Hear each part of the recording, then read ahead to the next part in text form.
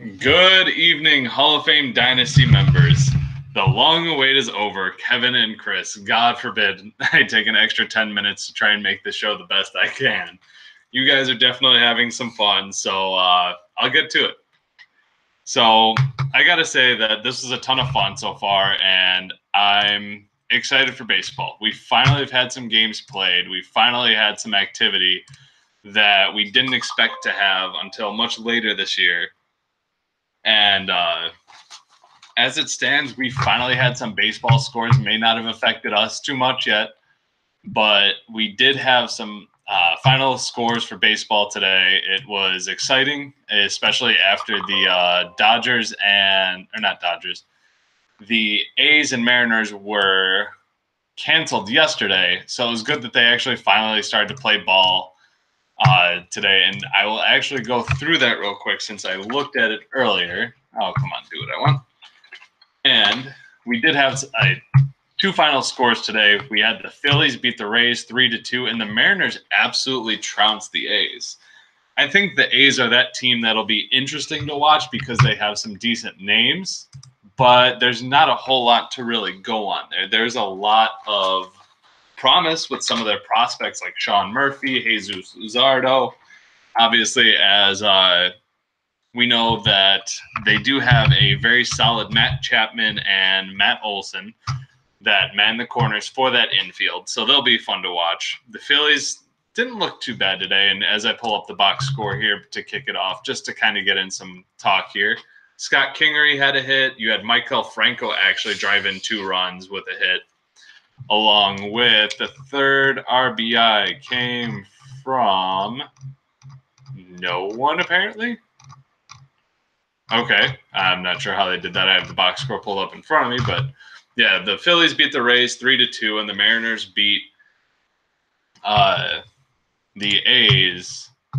Yeah, Mariners beat the A's 8-1. So I'm glad that we finally have some actual baseball scores in the books, and I'm going to turn off these notifications because all I hear is the did it. And I should, if I had a Dodgers hat, I would have worn it. I do have a Yasiel Puig, the Wild Horse charity hat. So I would have worn it had I thought about it. I don't have a Dodgers one, so I figured I would rep my blue White Sox hat. So at least it has a similar thing of Dodgers blue. But this will be the first in a 10-part series of our team preview. We will be going through a lot of different things. I don't want to spoil it all for you guys just yet. And I'm excited about this. It took a lot of work. It was some time dedication to this, and especially through this, I'm kind of learning how to use GIMP/Photoshop a little bit better. And so I think you guys will like it. And if you guys are willing to add quotes, if you want to have any certain logos you want me to use, any certain backgrounds, just let me know. I want you guys to have a voice in this as well. And Chris Barnes is the first one that we will discuss, and we will be discussing the Los Angeles Dodgers tonight. We will be breaking down their team, and it is funny because of the fact that we finally had some interaction with the free agent market in real life with Manny Machado going to the Padres. And the funny thing about that is this team used to be the San Diego Padres, and they did finish in last place last year. A lot of that was due to the fact that they did not have an owner for about half the season, if not more. And while the Padres did finish in last, Chris Barnes felt like they needed a rebranding. They did not need to be tied to the failure of the Padres, real life and fantasy-wise, so they did end up moving. They stayed within the same division and moved to the Los Angeles Dodgers. So why don't we bring that up and introduce you to the 2019 Los Angeles Dodgers that we will look at tonight. And I will say I was presented this beautiful logo by Chris Barnes. And while they may have a bad year and they may not produce the way they would like, at least they can remember they have the beaches, they have the wonderful, wonderful palm trees around them. They'll have good weather, even if they don't play very well. So why don't we actually discuss the Los Angeles Dodgers? And before we went on our show tonight, we were able to talk to Chris Barnes, the owner of the Dodgers, and kind of get a quote on his team. I asked him, we were discussing his team and wondering how they were going to do. And when asked how he felt about his team for the 2019 season, he did provide me with this quote. We are going to try our best not to suck and get last place again. Now, that's directly from the owner. He was not happy with the way the previous owner had run his team. He feels like there's a lot more talent on this team than shown by their terrible record with only 60 wins last year, our first 60-win team. I mean, the Pirates were pretty bad as well, but at least they were able to manage more than 60 wins. They were able to actually manage more than 70 wins. But we'll get to the bad Pirates team later on in this series. Focusing on the Dodgers, they were not great when they were the Padres, so they wanted to shed that old skin, shed that terrible reputation, and they moved to LA with the beaches and the sun. And I believe Chris Barnes will get the most out of this team. It'll be interesting to see because it's a studs and duds approach is what it looks like at this point.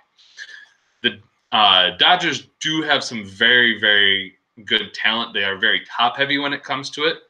So mentioning that talent, why don't we move over to the Los Angeles Dodgers Stadium? And I'm trying to remember where it's located. Obviously, Los Angeles.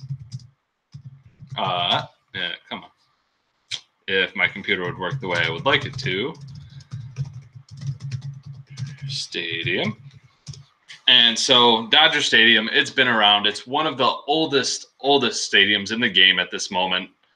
Just behind, obviously, Fenway Park, Wrigley Field.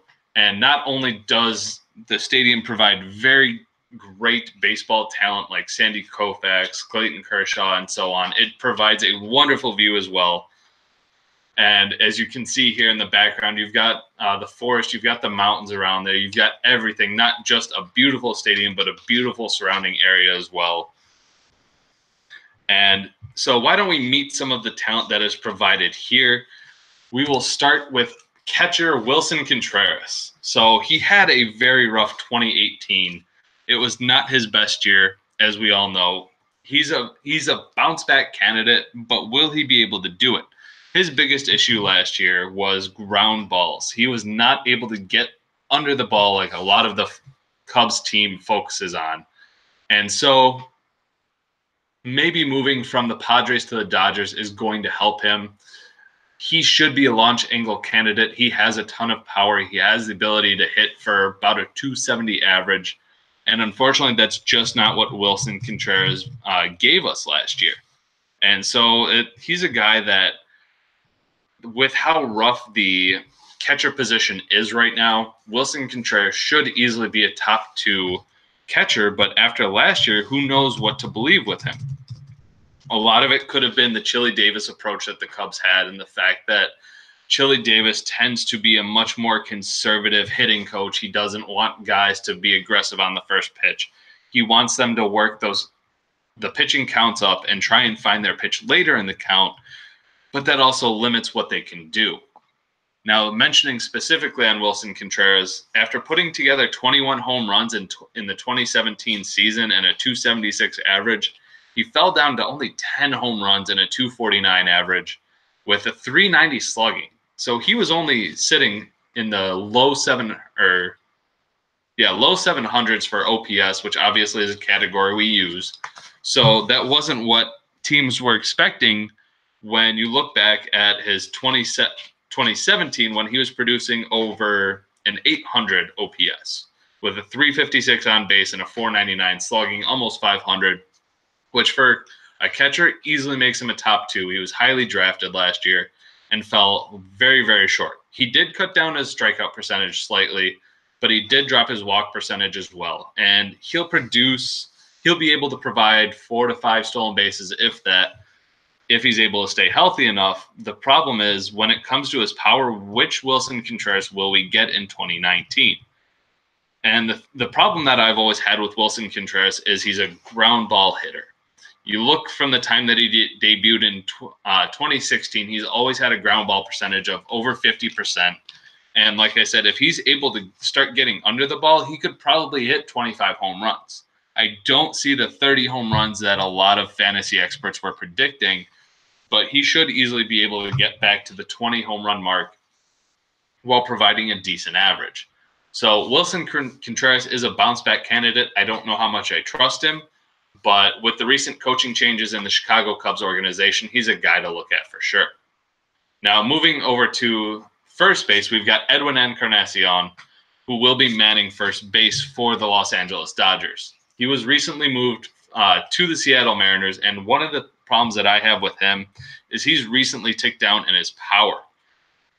Last year, his walk percentage dropped, his K percentage went up, and he's now moving into what used to be Safeco Field. I don't remember the name of it now, but they do have, it's a bit brutal of a move when he was hitting in Progressive Field last year for the Cleveland Indians.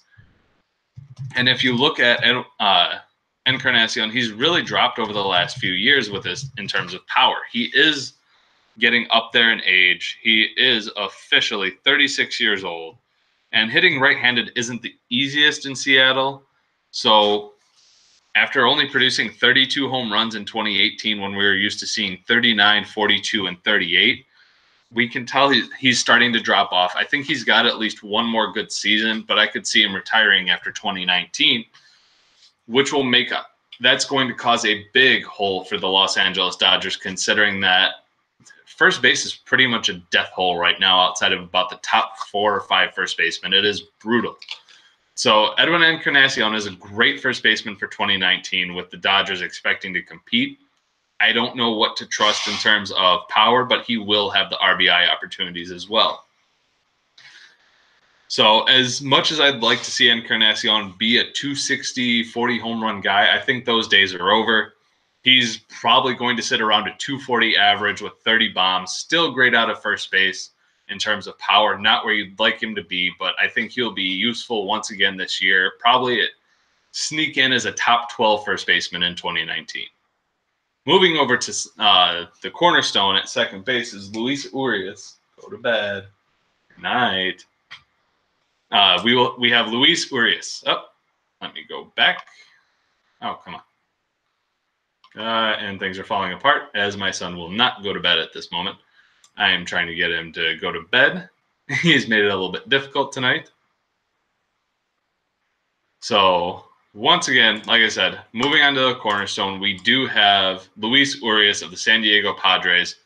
Originally, he looked like he was going to be the second baseman. Then the Padres signed Ian Kinsler. So Urias will actually get the shortstop eligibility in 2019, which is great for his fantasy value, considering he doesn't have a standout tool. He doesn't really have that. He doesn't have a ton of power. He doesn't have a ton of stolen bases. He's not a speed guy. The biggest thing that he's going to provide is going to be similar to a David Peralta of the infield, basically. He's going to be a high batting average. I think a better comp, actually, now that I think about it, would be a Cesar Hernandez, a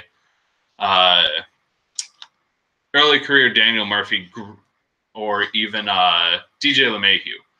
A lot of average, and he's going to carry you in that category, but he won't provide a ton of power. He won't provide a ton of stolen bases. He'll have a little bit here and there. And I think he's more of a better real-life player than he is a fantasy player, although, as we've seen, batting average has really ticked down in the last few years across the league. So Urias is a different type of person. And putting him at second base and having the ability to bounce in between second base, shortstop, and middle infield will be very beneficial to the Dodgers. Now, when I talk about standout tools, the first guy that comes to my mind in speed is Trey Turner, who will be manning shortstop for the Dodgers this year. And after recent news, it sounds like the Nationals actually want him to attempt 75 to 80 stolen bases on the year. That's going to be crazy, because if he's making 80 attempts, I would not be surprised if he had 65, 68 stolen bases. And he has the ability to hit over about 20 home runs. So if you can get a 20-60 guy, or even 17 home runs and 60 stolen bases, you can't be upset with that. You're going to be happy, especially out of the shortstop position, which is known for speed nowadays. But The biggest thing there is, where is he going to hit? How will the Nationals lineup be affected without Bryce Harper? And they do have guys. They do have Juan Soto. They do have Anthony Rendon, guys who are going to provide a decent amount of power, but not the same power upside that Bryce Harper had every single year, even if he didn't reach it each year that we expected. Trey Turner is going to be fantastic. He's a top 4 shortstop in my mind. He's right up there with Lindor, Machado. Obviously, he's in a different tier because of his speed, and I'm excited to see him play this year. The fact that Davey Martinez wants to get him more stolen bases opportunities, that's going to be great. He showed that he can hit around a 270, 280 average, so he's not dragging you down there. And he's also not an empty slugging guy either. Like, he's not a Billy Hamilton. He's going to provide you some decent amount of power, so he's not sapping your OPS category. And I like that for Chris Barnes. So Trey Turner, we all know he's a top 4 shortstop. Excellent, excellent player. But at third base, we have Jose Ramirez. Now, can somebody please tell me who the real Jose Ramirez is? Because I don't even know. Going into 2017, I didn't expect him to do what he did. He looked great. And going into 2018, he lit the league on fire. His first half was 302, 401, and 628. That is over 1,000 OPS. He had 29 home runs and 20 stolen bases before the damn All-Star break. Now, you'd think that was awesome. You like that. Unfortunately, the second half just absolutely killed him. And he wasn't a home run derby participant either, so you can't blame it on that. In the second half, he only slashed 218, 366, and 427. So obviously puts him right around that 800 OPS mark, but for a third baseman, you're expecting more.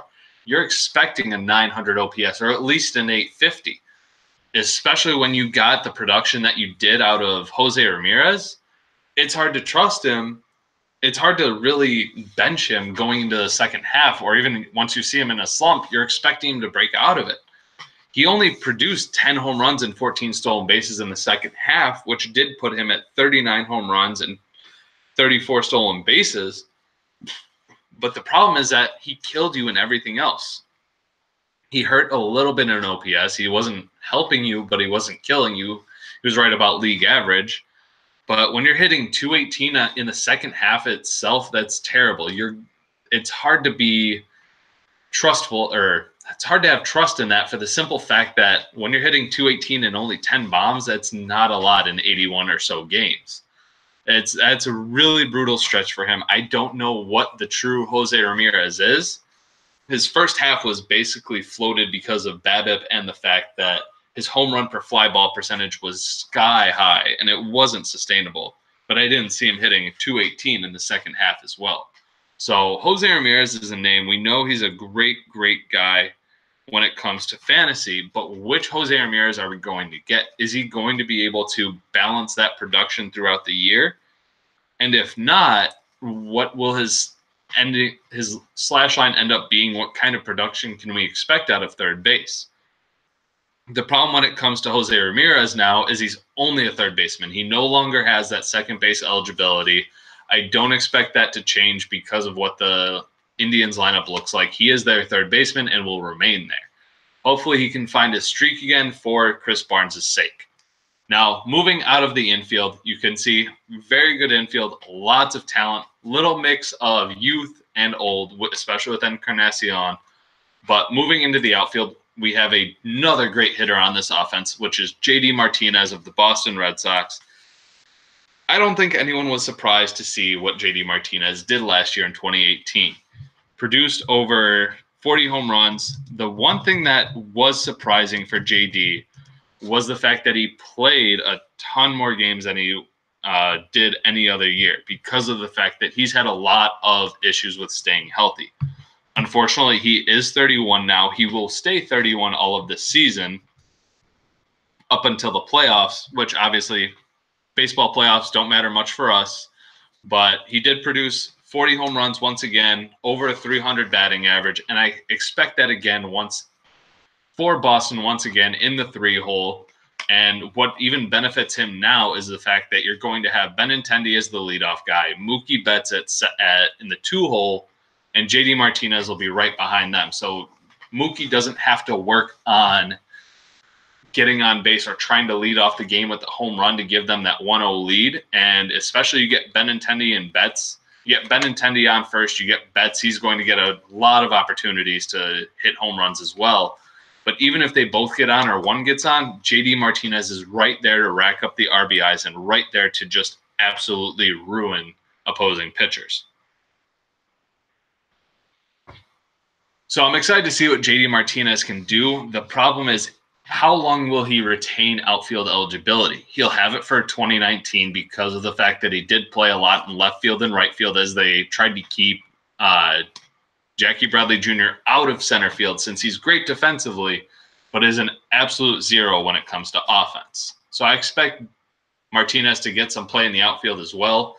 He's going to be mostly a DH, but you can't argue with a 300 average, 40 bombs, over 100 runs, and over 100 RBIs. He actually provided 6 stolen bases last year. So once again, I don't know if I see 6 stolen bases again, but we know that Boston is fairly aggressive on the base paths, and JD Martinez will be a top 15 hitter once again. Moving into our outfield 2 spot is actually Chris Taylor. I've got him as the outfield 2 only because of the fact that I expect him to produce better than he did last year.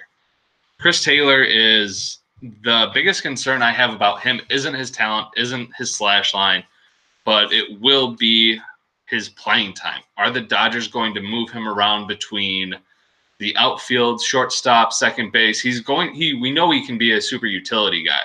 The problem is, how far do they push it? And we know they have so many talented hitters in Cody Bellinger, Max Muncy.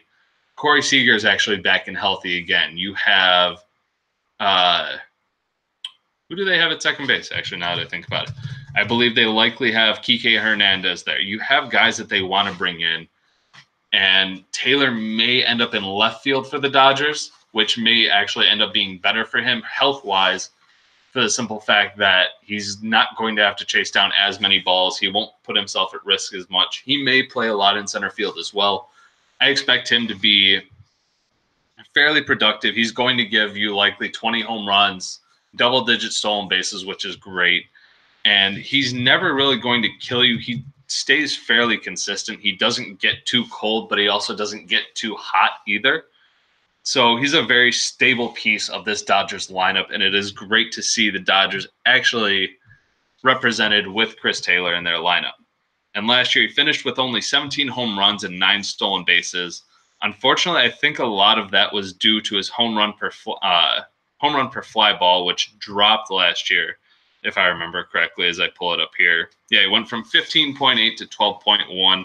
I could see him balancing right in the middle and getting to about that 13.5%, 14% mark, which would put him just over the 20 home run mark. I don't know which Chris Taylor we're going to get in 2019, but hopefully with some consistent at-bats, he can get back to his 2017 form. Now, outfield 3, Marcell Ozuna. I would have had him higher had he not been so damned inconsistent last year, and he was brutal in the first half. And trust me, I know I owned him in a few leagues, and it took all of my wherewithal to not just absolutely drop him. Nobody wanted to trade for him. And obviously, people thought that the move from Miami to St. Louis would have helped him. But in 2017, he produced 37 home runs while he only hit 23 last year. Unfortunately, it was a tale of two halves. And if you look at his slash line between the first half and second half, if I can pull it up here fast enough. So looking at his first half, he produced a 268 average, which doesn't sound too bad. You can live with that. But when you get down to the nitty-gritty of it, he only produced a 693 OPS. His slugging was below 400 when this is a guy that produced 37 home runs in a terrible Miami ballpark. I will say that he did end up bouncing back in the second half, produced almost a 300 average with an 857 OPS.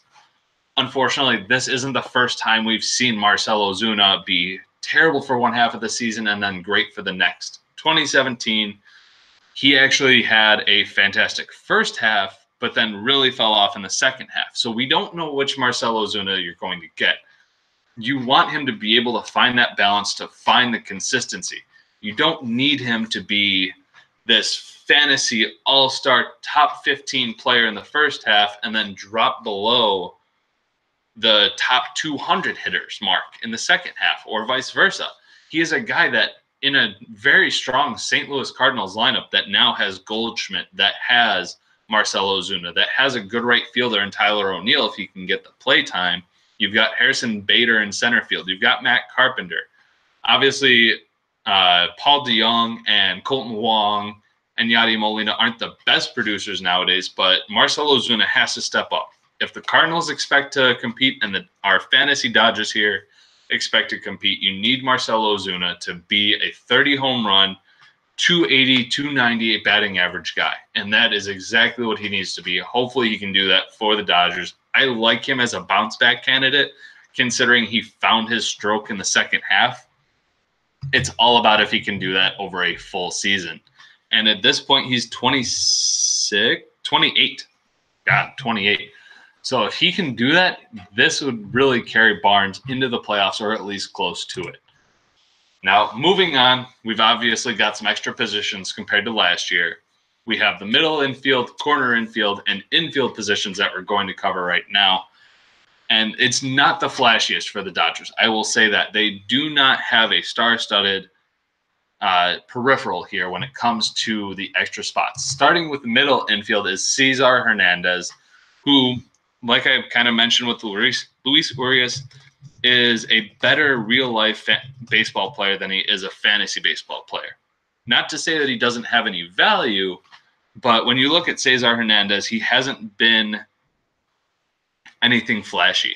Last year was actually his best year with 15 home runs and 19 stolen bases, but he really lost out on batting average, dropping down to 253 compared to an almost 300 average the year before. It's great to see him find his power stroke, to see him putting the ball over the fence more and more often. And with the additions that the Phillies have made in Andrew McCutchen, in JT Realmuto, and possibly Bryce Harper, this is where Cesar Hernandez is going to get hurt in 2019. You look at the additions that the Phillies made. They are going to be a contending team. The problem is they also brought in Gene Segura at shortstop. They brought in, like I said, McCutchen. They may have Bryce Harper soon and JT Realmuto. Projected right now, Cesar Hernandez is going to hit 8. The problem there is he had 708 plate appearances last year. I don't see him reaching that mark once again, even if the Phillies have an awesome offense this year. Hernandez hitting out of the 8 hole is going to kill his production for fantasy. He's not going to have the opportunity to steal bases because he's going to be hitting in front of the pitcher. He's not going to have a ton of opportunities to hit home runs, with the simple fact that nobody's going to want to face him when you've got the pitcher right behind him. And Sean, this is exactly why you need the DH. Just want to throw that in there. I got to get that jab as often as I can, because we all know the universal DH will come at some point, whether Sean or whoever else is in the NL wants to deny it. It will happen, I guarantee you. So Cesar Hernandez, fairly consistent, but after a down 2019 or 2018, I don't know what to expect out of him. And thanks to the additions that the Phillies made to be competitive, this actually hurts Cesar Hernandez for 2019. Moving on to corner infield is Trey Mancini. Now, he's a guy that we know Baltimore is going to be bad. I don't trust him. The one thing with Trey Mancini is he's going to get his plate appearances. Nobody's taking that away from him. Baltimore is going to give him all the playing time he wants. However, we don't know what he truly is. He hit 24 home runs last year, which is good, especially out of a corner infield. You're not likely going to get that. Even though we are a 10-team league, you may not always find that type of power for a corner infield, especially if somebody gets hurt. The problem is he didn't produce up to what a lot of people thought he might be.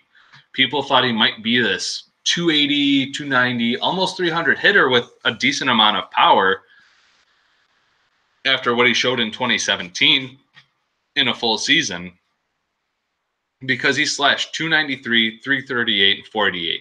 He was a power slugger. He was a guy, he was almost a JD Martinez light in the sense that he produced 24 home runs in 147 games while not getting super consistent playing time. However, he did do that on a inflated BABIP of 352, so he got really lucky in 2017.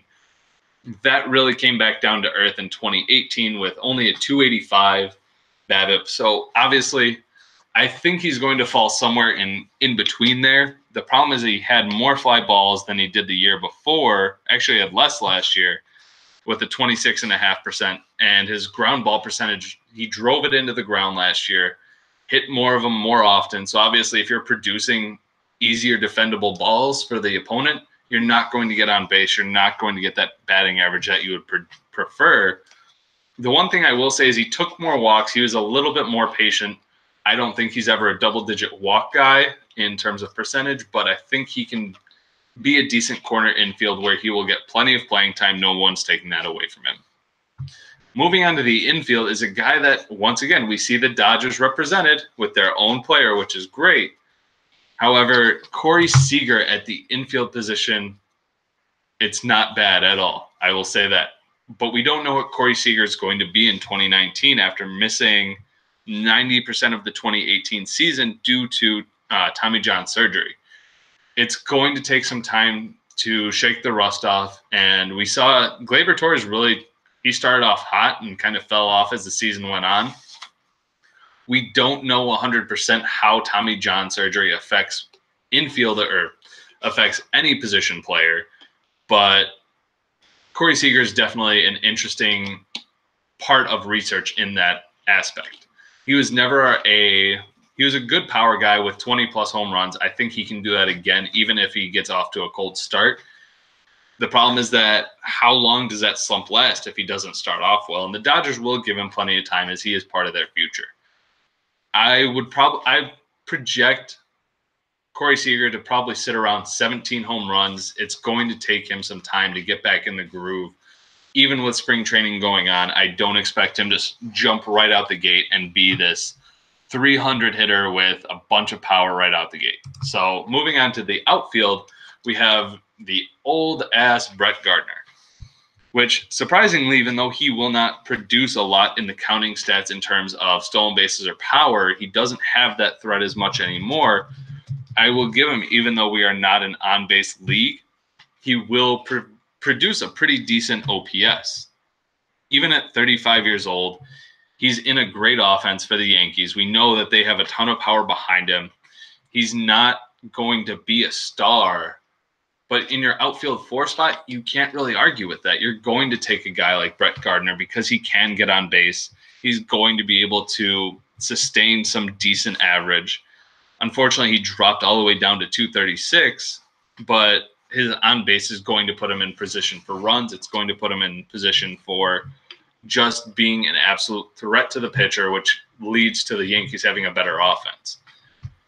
The problem with Gardner that I really worry about in 2019 is, does Clint Frazier finally see some run in left field? Will the Yankees sit Gardner and just use him to groom Clint Frazier in left field? So that way you have an outfield of Judge, Hicks in center, and Frazier in left, because I don't see Frazier as a true center fielder. I think he could be a pretty decent left fielder with maybe double-digit home runs and stolen bases. But will Brett Gardner lose those plate appearances to him this year? Right now, Steamer only has him projected for 10 home runs and 10 stolen bases, around a 240 average. I think that's where I would put him. They do have him only playing 413 plate appearances. So I think that threat of Clint Frazier is real. And unfortunately, the Dodgers really may lose out on the outfield, so they will have to keep that position open and be flexible with their waiver wire. Now, moving into outfield 5 was a guy that I really highly touted last year. I thought he was going to be great, and that's Steven Souza of the Arizona Diamondbacks.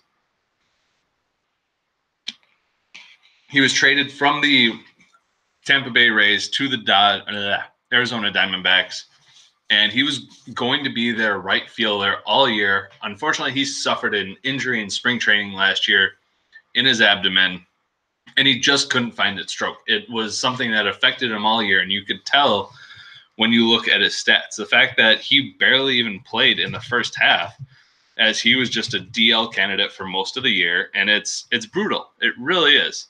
And I do not particularly need the Pirates hat, although if I did get the Pirates hat, Chris, I would probably go with the old 80s look, the one with the stripes, with the yellow and black stripes. That's always one of my favorites of the Pirates. Getting back to Souza, he's a power speed threat. He's never going to be a high average guy, but when you obviously we play weekly and we have categories, he's a great guy for home runs and stolen bases. Unfortunately, he didn't crack double digits in either of those, as he only played 72 games, and most of those were in the second half. You could tell that he was definitely affected by that abdomen injury. It affected him all year, and he's a guy that if he can stay on the field, as bad as the Diamondbacks might be at times, without Goldschmidt and you're going to have Lamb at first base, I think Souza can still produce. I think he hits around the 4-hole. I think he can be at 240, almost 25 home runs and 10 stolen bases in Arizona, which isn't as much of a hitter's park as it used to be. So for Steven Souza, give me him as an outfield 5. I think he's great. I think he's going to outproduce Brett Gardner pretty easily. But at this point, I'd have him below Gardner until he can prove that he's healthy once again. So obviously we have an extra spot with utility. We have 2 utilities here, and I'll talk about them together. And those are Odubel Herrera and Willy Adames. Now, Willy Adames, I'll start with him. He's a guy that I believe is similar to Luis Urias. He's nothing flashy, but looking at what he did in 2018, if you were to extrapolate that out to a full season, because he only played about half the year, if I remember right, he had a little bit of injury problems, he was bounced around. But in 323 plate appearances, he did put up 10 home runs and 6 stolen bases, 278 average, and that's great.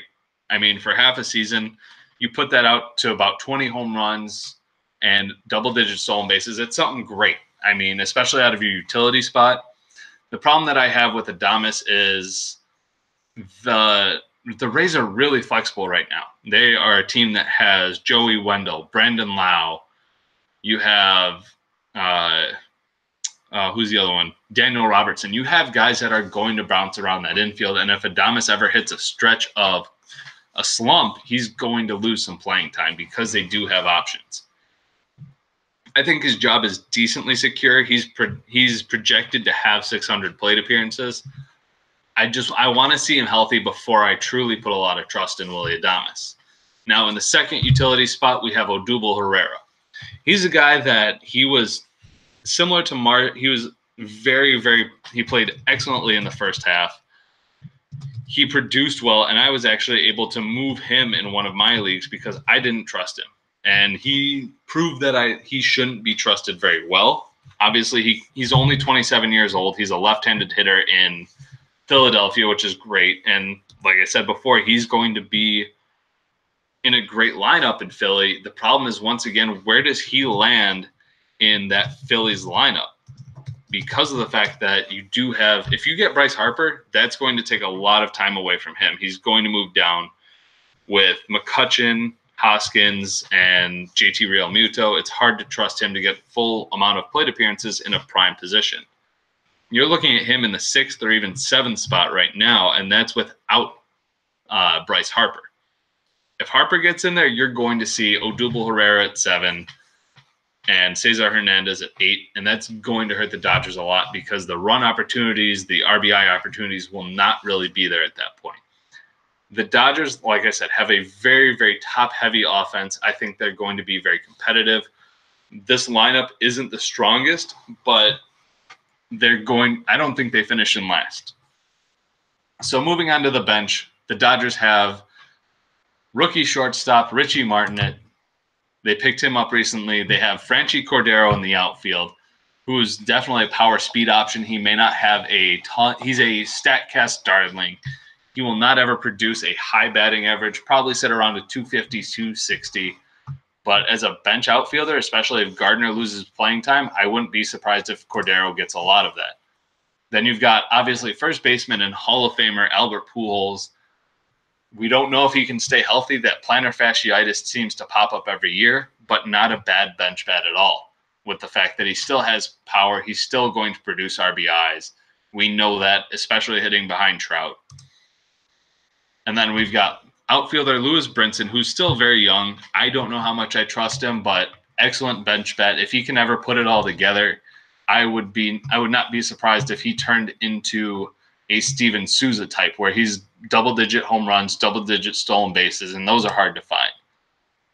You have catcher Wilson Ramos, who definitely is a good backup plan in case Wilson Contreras does not find his groove like we expect him to, or at least improve on 2018.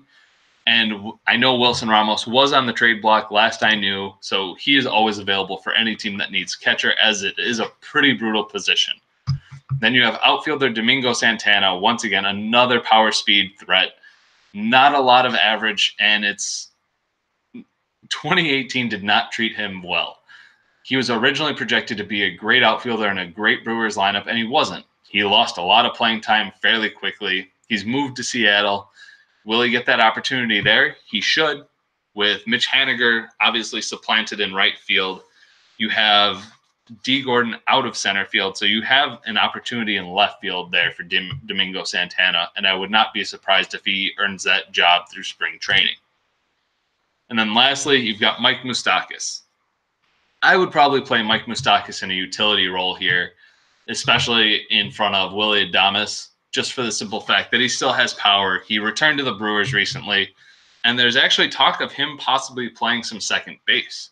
So you may end up with two infielders for the Brewers that are third basemen that will both have center or second base eligibility. Obviously, Travis Shaw has it all for the entirety of the 2019 season. Moose, all he needs is 10 games, and he may get that earlier than we expect, depending on who shows better defense at second between him and Travis Shaw. So let's move on to the pitching rotation, which, as much as I love the offense of the Dodgers, this is where it gets kind of brutal for them. So the ace of the Dodgers staff is Charlie Morton. He comes in. Unfortunately, as that picture does show him on the Astros, he is no longer there, and that's going to be a problem. The Astros know how to work with pitchers. They know how to get the most out of them, regardless of whether they're 35 or 25, and Morton has not been able to stay fully healthy for a full season. Even last year, he looked like he was going to finally hit the 190 innings pitched mark, but the end of the season, he kind of fell apart. Nagging injuries took him out for a bit, and he only ended up reaching, I think, a 160 innings pitched, which still is great. But at 35 years old, when is that? 167 innings. But at 35, when is that going to deteriorate for him, especially moving to a tougher division that includes the Yankees, includes the Red Sox, and includes not the Orioles, but the Blue Jays, who will have Vladimir Guerrero Jr. join them at some point this year. Charlie Morton's going to be great. I don't know if I see him back at the 3.13 ERA mark. I could see him as a 3.5. And he will be pitching behind Blake Snell, but he is the Dodgers' ace. I wonder what he can do. The Dodgers' second starting pitcher out of their five is Sean Newcomb. He's a guy that is he has a lot of control issues. He's thrown over 4 walks per 9 last year. It improved from 2017, and I'd really like to see Sean Newcomb improve for the Braves. I don't know how much I trust him. The problem is that he is a prime candidate for regression. He is going to likely come back to earth because after last year, if I can get it to pull up here, he finished the year with a 3.90 ERA. Everything says he's going to be over 4 because he doesn't have the control. He didn't even hit 9 Ks per 9 with the fact of how wild he was. He wasn't getting the swinging strikes that you want. So Sean Newcomb, brutal. There are games where he is so flashy and so great, but there are games where he all of a sudden throws 2 innings, 5 earned runs, and he is not consistent, unfortunately. Now moving on to the third starting pitcher is Cubs pitcher Jose Quintana. It's weird for me to say that considering how long I saw him play on the South Side, but he's obviously supplanted in that rotation. He's going to only making $10.5 million for the Cubs. So he's getting his run. You know he's going to be there. And he had a very brutal 2018 season. And it seems to be a running theme throughout the Dodgers system here. A lot of it was great first half and then a brutal second half, or really overall just a brutal year in general. And Jose Quintana had one of his worst years. He walked over 3.5 batters per nine. His ERA was over 4 for the second year in a row after many years of being below 3.4. One of the biggest things that came out of Cubs pitching coach Tommy Hotovy recently was the fact that they fixed his mechanics with his foot. Apparently he was slipping towards the third base side when he was landing last year, something that Hotovy noticed. And apparently already they're seeing great improvement for Jose Quintana in spring training. A lot of his bullpen work has shown it, they said. But once again, that's bullpen. You're getting warmed up. You're not in a game situation. Can you keep it consistent? Maybe, maybe not. But if Jose Quintana can bounce back, he would likely end up as the SP2 for the Dodgers in this system. I'd like to see it. Unfortunately, that control needs to get worked on. Now, the fourth starting pitcher is a guy that, once again, a bad 2018 season, and that is Marcus Stroman of the Toronto Blue Jays. He is their de facto ace of that staff. Unfortunately, he lands as the SP4, as he doesn't have a lot of strikeout upside. He didn't have any of the control that you expected. His walks ticked up last year. But one thing that I will say that does show a lot of positive regression for Marcus Stroman is his left on base percentage last year was 60%. League average is 80. So if you're looking at a 20% jump in a positive regression for Marcus Stroman, he should get back to the 3.4 ERA, very ground ball heavy. And as a lot of people may not trust Vladimir Guerrero Jr.'s defense just yet, I think he'll be better than what they had last year, bouncing between Yangervis Solarte and what is his name? I don't know. Drury is on the Yankees, but he's there now. He'll be there for the entirety of March and part of April until Guerrero comes up and plays third. I expect Stroman to be able to bounce back to his ace status of the Blue Jays, but he'll likely end up as an SP3 in this aspect for fantasy. But if Stroman can get back to what he needs to be, the Dodgers will be sitting pretty with him as their fourth starter. And at SP5, you have Trevor Williams. He's a guy that I don't know what to believe in him. He was another tale of two halves. Jose Ramirez, and similar to he's a Jose Ramirez of, actually, I would say Marcell Ozuna. He's probably the pitching version of Marcell Ozuna. Brutal first half, over a 4 ERA. But if you look at his second half, his ERA was under 1.5, and that was in a ton of innings. I believe 71 innings in the second half. I feel like that's even too low for how well he was pitching. But Trevor Williams, once again, control guy, not high strikeouts, only just under 7 Ks per 9. So once again, this staff is a very control-based staff for the Dodgers. I don't know what to believe with Trevor Williams simply because of the fact that, yes, he had a 1.35 ERA. You want to see it everywhere that you can, but everything says he should sit around a 4 ERA. Even his second half, a lot of it was allowing less than half a home run. It took 2 games for him to allow a home run. So 0.38, that's way too low, especially in baseball. We know there are guys that are great low ball hitters. I don't expect Williams to be able to limit power that much. And when you look at it, his left on base percentage was 90%. Like I mentioned with Stroman, league average is 80. So that's bound to regress. He's bound to give up more hard contact and more power. As much as Trevor Williams really impressed me last year, I think regression is coming for him, and hard. Now, filling out the bullpen, starting with the bullpen with the Dodgers, is Dellin Betances. He started out brutal in 2018. He was not very good. He had lost all of his control. He finally gained it back around June, and he was on fire then. The only problem I have with Betances this year is that Yankees bullpen is stacked. You have Aroldis Chapman closing it out. You have guys like Tommy Kahnle, Dellin Betances. You have Zach Britton, who's there now. You have a Chad Green as well. You have a star-studded bullpen. So Betances should earn a decent amount of holds, but we know they aren't a push-button bullpen like the Royals were in 2014 and 2015. So I don't know where the holds and saves really come from for him. He'll be a great strikeout guy. I don't know what to trust with him, though, in terms of saves and holds. Now, the second relief pitcher that the Dodgers have is Joe Jimenez. I really liked him last year. I thought he was going to be great. He had a he had a sparkling ERA in the first half, and he fell apart in the second half. I was able to move him in a few leagues. Now, what Joe Jimenez are we going to get? That's yet to be seen. Unfortunately, the Detroit Tigers do already have a closer in Shane Green. Joe Jimenez is their clue or closer in waiting, and I'll be interested to see if he's able to supplant that role this year at only age 24. He averaged over 11 strikeouts per 9, so he's very similar to Betances in the fact that he's going to strike out guys. He's going to have a high variability when it comes to his ability to be out there because he does walk guys every once in a while, but he has some really nasty stuff. I'd like to see Jimenez take over that closing role for the Detroit Tigers, but the Tigers are probably only going to be a 60-win team. So how many opportunities will he really have? That's yet to be seen, but he has the talent. Now at RP3 or relief pitchers 3 and 4, it's this gets a little bit more rough here.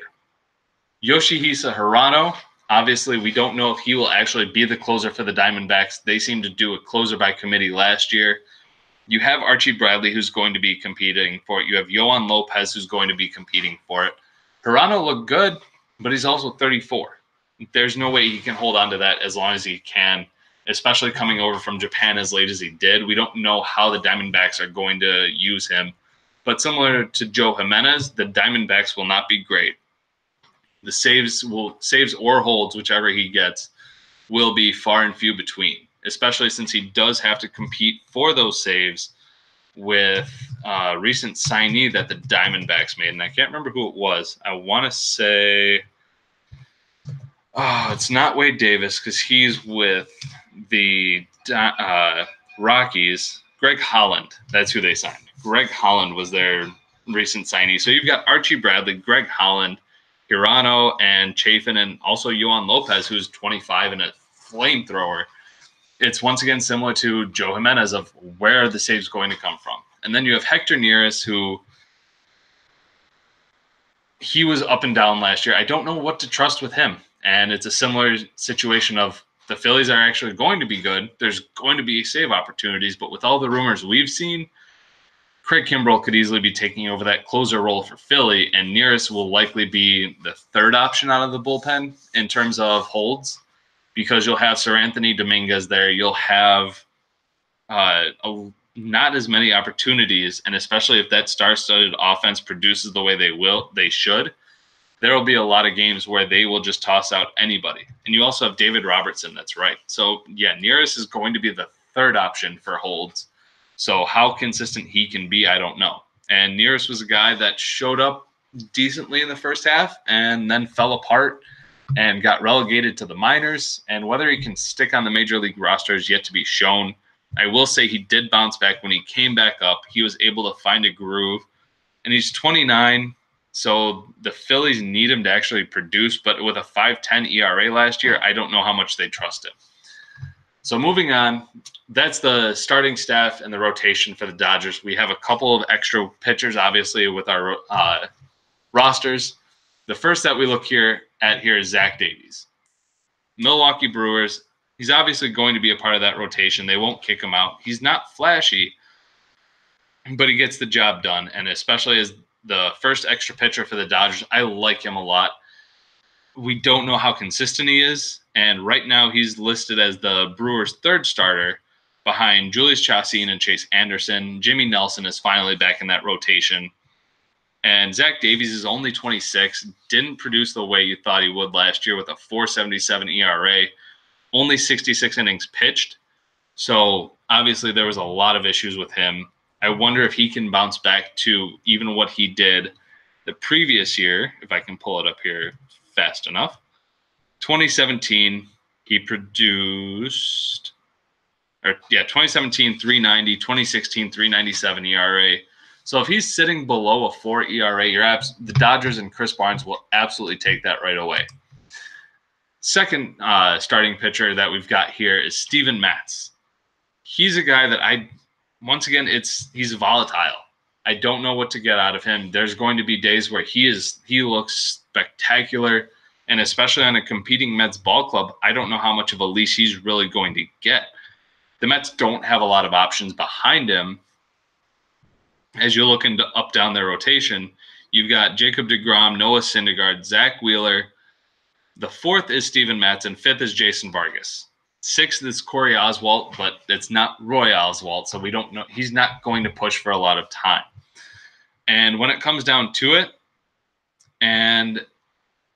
Steven Matz he's a guy that peripherals never work in his favor. He's never been anything spectacular. When he came up his rookie year, he looked great. Everybody thought he was going to be good. But unfortunately, he just hasn't been able to stay healthy. As you look in 2017, he had over 6 ERA with 13 games started. And last year, he brought that ERA down to 397. But he was a guy that you never knew what you were going to get. He was volatile and only 152 strikeouts in 154 innings pitched. So just below 9K per 9. If he can sit around there, and you will comfortably fit into your staff at that point. And for the last one, it's Ivan Nova. He's a guy that just signed with the White Sox. He'll be their fifth starter for now, but Dylan Cease should take over that role later in the year. Nova, control guy, not going to bring anything too flashy to the team. Now, the bench pitchers is actually where this gets interesting because you have Julio Urias coming off of that capsule surgery that he had in his shoulder a year ago. Finally looked healthy, looked pretty good coming out of the bullpen, but the Dodgers are absolutely stacked in terms of pitching in real life. Because if you look at their rotation, they have Kershaw, they have Ross Stripling that they can put in there. They have the young phenom Walker Buehler. They have so many options, and the Dodgers love to manipulate their, as I can pull it up here, they love to manipulate their rotation to try and keep these guys healthy. Urias originally, you would think he would be in there, but the Dodgers said they do want to get Kenta Maeda to pitch as a starter. They want to stretch him out once again. So I don't know how much I can trust Urias going into 2019 or how much he's going to really produce, because if he's in the bullpen, he's a guy that he would probably be a swingman and Andrew Miller type, because especially with how brutal that Dodgers bullpen is. When you look at it, they have Kenley Jansen, which is great, but then you have volatile guys like Joe Kelly, Caleb Ferguson, Pedro Baez. Urias should be in the rotation, but because of how stacked that rotation is, he's 7th in the depth chart right now. I'd love to see him produce at only 22 years old, but I don't know how much to trust him in terms of floor. Now you have starting pitcher Jaime Barria, who was a recent pickup for the Dodgers in the offseason. Good pickup, should get some go in the Angels rotation. I'd like to see what he can do, but nothing flashy. And then you also have Drew Pomeranz, who recently signed with the San Francisco Giants. It's a good move for him, moving to a pitcher's ballpark, moving back to the NL. I think he could put up a 3.5 ERA. I think he'll be surprisingly good for a bad Giants team. And then finally, to round it out, you have Dylan Bundy, who, once again, he's an Oriole. We haven't seen a good Orioles pitcher since Ubaldo Jimenez, and I don't expect Bundy to be anything fantastic either. If he uses his slider, if he ticks up with his slider usage, maybe he can get up to or down to a 4 ERA. But last year, sitting at almost a 4.7, I don't like him. So we've gotten through the major league roster: pitchers, hitters, bench, everything. Now, the prospects is not a huge thing for the Dodgers, unfortunately, at this point in their franchise, which is unfortunate because they have an okay major league team. They don't have a fantastic farm system at this point, but there are a few names to look for when it comes to their prospects this year. I don't know how likely some of them will be to debut, but the first one I know will debut and will start on the major league roster for the San Diego Padres, and that is catcher Francisco Mejia. He's a guy that he showed a ton of potential while he was in Cleveland. I thought he was going to be great.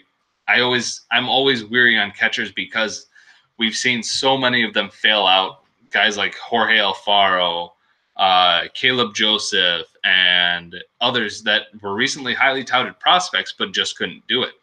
I don't know if Mejia sticks at catcher, but they've got the opportunity to give it to him. They want to compete this year. If he can't get it done behind the plate, he'll end up moving to left field.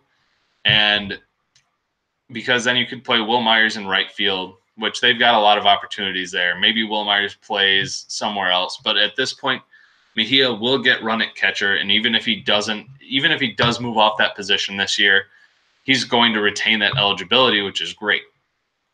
So I like that. He's obviously a guy to watch. He already has something like 70 plate appearances in his career at the major league level. So he will have to be moved up fairly quickly in order for the Dodgers this year.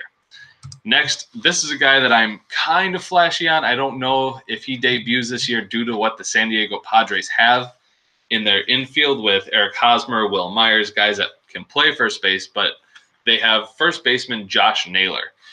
If something were to go wrong with Hosmer, say he gets hurt or Will Myers gets hurt, I would not be surprised if Naylor makes the San Diego Padres at this point.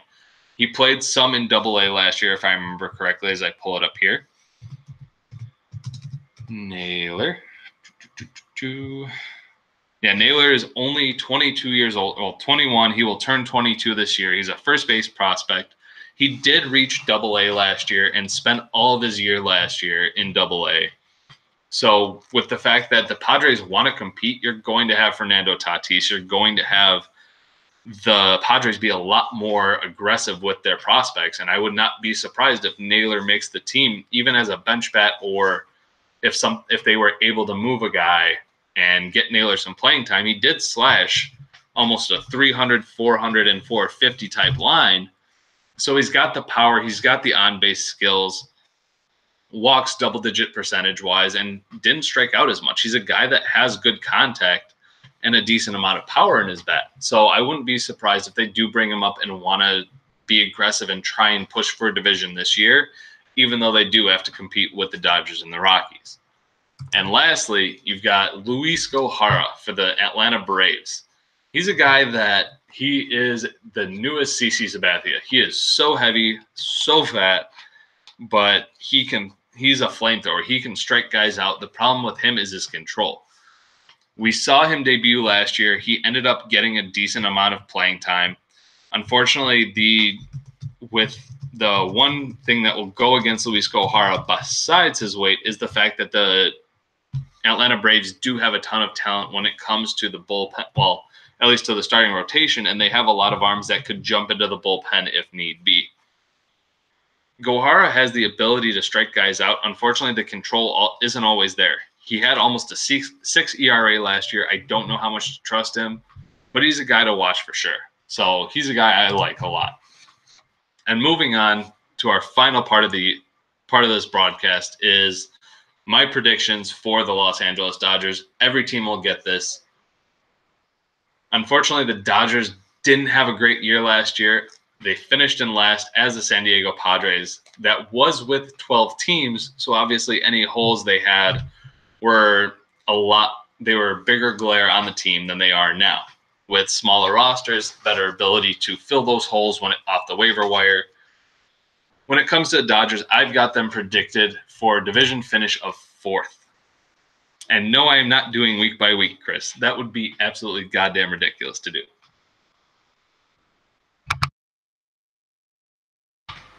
But I've got the Dodgers finished at 4th.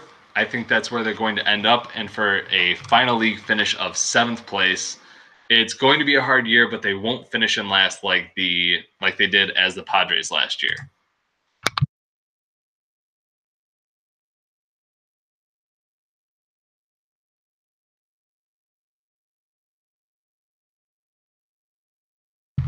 So that's all I've got for this team preview. I think the Dodgers are going to be interesting. They're going to be fun. They're basically mostly based on offense, and that's where they're going to get their wins from. They're going to have to find something to do about that pitching staff when it comes to not just the bullpen, but the starting pitching in the long term. They've got some decent arms there. They need a lot of regression positively to work in their favor, but I think they can be more exciting than a last place team as they showed last year. So that's all I've got. And our next one will be the Pittsburgh Pirates, I believe, as they came in second to last. Yes, Pittsburgh Pirates will be next. I will get on that one. And if you guys have any suggestions, I always love to hear them. So have a good night, guys.